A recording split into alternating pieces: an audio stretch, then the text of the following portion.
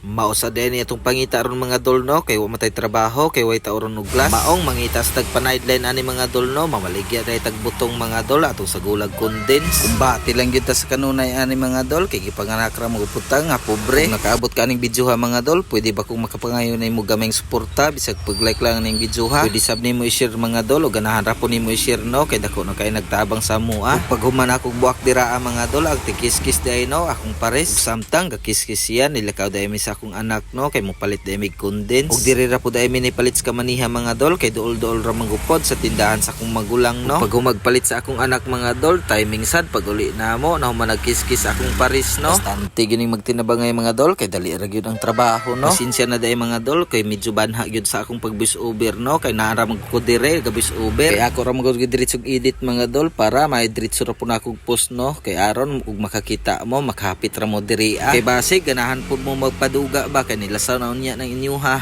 Aw siguro gyud ang musapok diri mga dol, kay among panimplada diri 5 ka butong usag tunga condense ug upat ka ice. Matik mga dol mo pagani itong pagbutang no, natadayoy first buyer. Ganahan day mo palit mga idol, hapit ra mo diri sa kitika no. Lami kay ni paduga mga dol kay tingululan. Inig ka magpaduga, aw magpainit na, wala yung katugnawan eh. So daghang salamat sa paglantas ng video mga idol. Bye bye.